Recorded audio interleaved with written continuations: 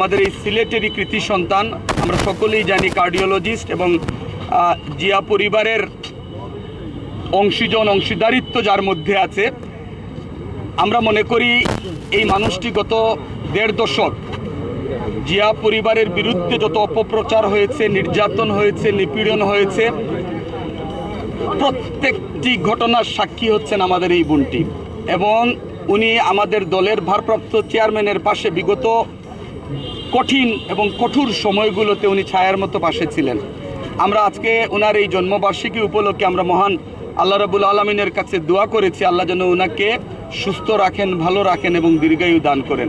উনি বিগত সময়গুলোতে দলের দুঃসময়ে, জিয়া পরিবারের দুঃসময়ে এবং আমাদের দলের ভারপ্রাপ্ত চেয়ারম্যানের উপর যে দমন, নিপীড়ন, নির্যাতন হয়েছে, যে কঠিন সময়গুলো উনি পার করেছেন, যেভাবে সেই কঠিন সময়গুলোতে উনি ছায়ার মতো ছিলেন, আমৃত্যু উনি জিয়া পরিবারের পাশে ছায়ার মতোই থাকবেন, এটি সিলেটবাসীর কথা।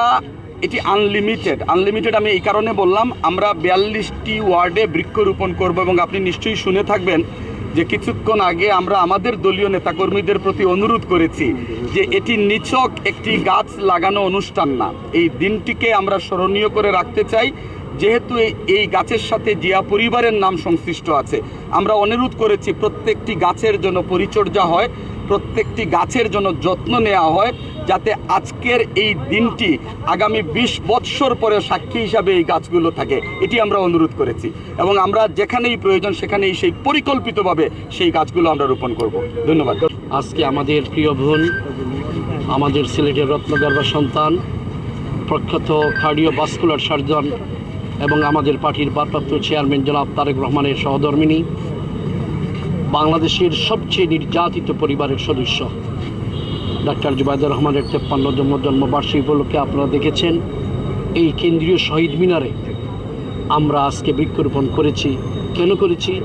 মহান স্বাধীনতার ঘোষক শহীদ প্রেসিডেন্ট জিয়াউর রহমানের পুত্রবধূ উনি বাংলাদেশের একমাত্র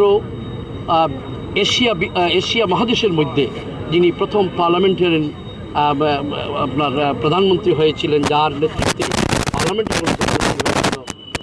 আমাদের প্রিয় নেত্রী বেগম খালেদা জিয়ার পুত্রবধূ। এবং বিশেষ করে আমাদের রিয়ার এডমিরাল মাহমুদ খানের কথা আমার ভারপ্রাপ্ত সভাপতি বক্তব্যে বলেছেন।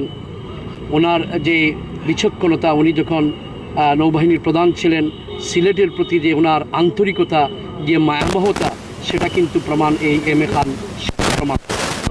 আমরা আমাদের এই বোনের জন্য অতীতেও আমরা চেষ্টা করি, কারণে আমরা কিন্তু এইভাবে করতে পারিনি। আজকে যে আমরা প্রতিটি নেতাকর্মী অত্যন্ত আনন্দের সহিত আজকে এই দুর্যোগপূর্ণ আবহাওয়া, তারপরেও দেখেন আমাদের মহানগরের প্রতিটি ওয়ার্ড থেকে নেতাকর্মী